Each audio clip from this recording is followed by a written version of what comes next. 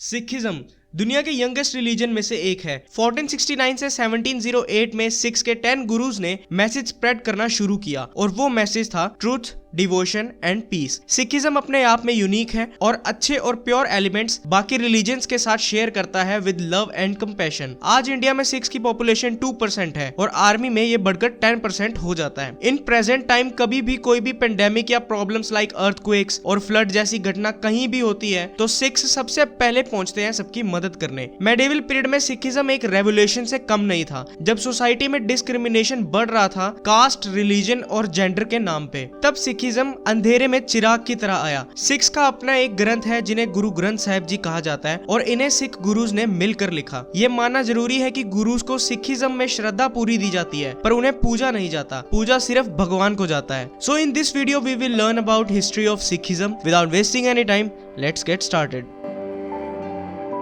सिख धर्म की स्टार्टिंग आज से करीब 500 साल पहले इंडिया और पाकिस्तान के पंजाब में हुई थी। पंजाब की जमीन हिस्ट्री के मामले में बहुत ही ज्यादा इंपॉर्टेंट है। 1469 में सिखिज्म के founder and first Guru of Sikhs Shri Guru Nanak Dev ji का जन्म तलवंडी में हुआ था, जो आज के टाइम में ननकाना साहिब से जाना जाता है और ये पाकिस्तान के पंजाब एरिया में है। गुरु नानक देव जी जन्म से ही दूसरे बच्चों से अलग थे। बचपन में वे आदमी की तरह भारी आवाज में हंसते थे जो कि उन्हें दूसरे बच्चों से अलग बनाता था। बड़े होने के बाद वे सुल्तानपुर चले गए और शाही भंडार की देख रेख की नौकरी करने लगे। नौकरी करते हुए वह दूसरे लोगों के अंदर की बुराई, discrimination on the basis of gender, caste and religion, इन सबको देख के बहुत दुखी होते थे। उन्होंने हर टाइप की डिस्क्रिमिनेशन के अगेंस्ट आवाज उठाई। एक दिन वह सुल्तानपुर के पास नदी में स्नान कर रहे थे और उनके साथ एक चमत्कार हुआ जिसमें वह अचानक भगवान के पास पहुंच गए और भगवान से बात करके 3 दिन बाद वापस आए। वापस आने के बाद वह इस बारे में लोगों को बताने लगे और उन्होंने कहा कि दुनिया में कोई भी हिंदू, मुस्लिम या ईसाई नहीं है। ये बात उन्होंने इसलिए कही थी क्योंकि वह सबको एक समान देखना चाहते थे। गुरु नानक देव जी के बाद सिखिज्म में 9 गुरु और आए और सभी गुरु ने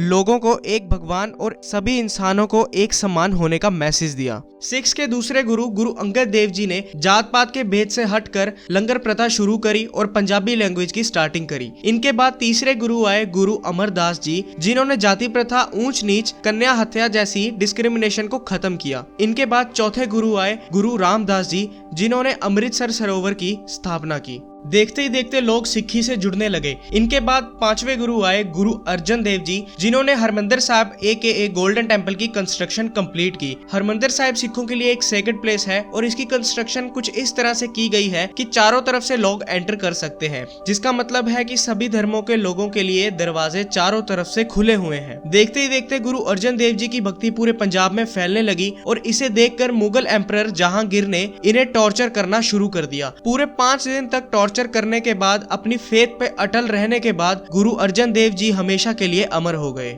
इनके बाद 6वें गुरु आए गुरु हरगोबिंद साहिब जी। गुरु हरगोबिंद साहिब जी 5वें गुरु गुरु अर्जन देव जी के बेटे थे। गुरु हरगोबिंद साहिब जी ने सिखों को अस्त्र शस्त्र की ट्रेनिंग के लिए मोटिवेट किया और सिख पंथ को योद्धा बनाया। इनके बाद 7वें गुरु आए गुरु हर राय जी। गुरु हर राय जी ने मुगल शासक औरंगजेब के भाई दारा शिकोह के विरोध में मदद करी थी। इनके बाद 8वें गुरु आए गुरु हर कृष्ण साहिब जी। गुरु हर कृष्ण साहिब जी को बहुत छोटी ही उम्र में गद्दी प्राप्त हुई थी और इनको देखते मुगल बादशाह औरंगजेब ने विरोध किया और इस मामले का फैसला करने के लिए गुरु हर कृष्ण साहिब जी को दिल्ली बुलाया। गुरु हर कृष्ण साहिब जी जब दिल्ली पहुंचे तो वहां हैजे की महामारी फैली हुई थी। उन्हें देखते गुरु हर कृष्ण साहिब जी ने लोगों की बीमारी अपने ऊपर ले ली और लोगों को ठीक कर दिया, जिसके चलते उन्हें चेचक निकल आई। इनके बाद 9वें गुरु आए गुरु तेग बहादुर जी। दिल्ली में औरंगजेब का रूल चल रहा था और वह सभी को इस्लाम धर्म में कन्वर्ट करना चाहता था। उसने कई कश्मीरी पंडित्स को भी फोर्सफुली कन्वर्ट किया। इनको देखते गुरु तेग बहादुर जी से पूछने के बाद उन्होंने कहा कि मुगल एम्परर को कह दिया जाए अगर औरंगजेब तेग बहादुर जी को कन्वर्ट कर लेगा तो वो भी सब कुछ मान जाएंगे। इसके बाद लंबे टॉर्चर के बाद भी गुरु तेग बहादुर जी ने अपना फेथ नहीं छोड़ा। इसके बाद औरंगजेब ने दिल्ली के चांदनी चौक पर गुरु तेग बहादुर जी का शीश काटने का हुक्म दे दिया और गुरु तेग बहादुर जी ने धर्म की रक्षा के लिए बलिदान दिया।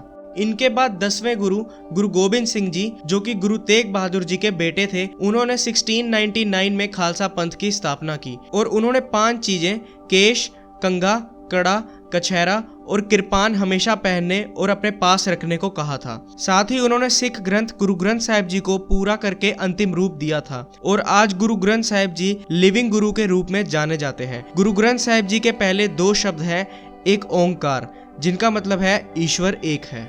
I hope you guys like this video. If you are new to this channel, then please subscribe and hit the bell icon. See you guys in the next one.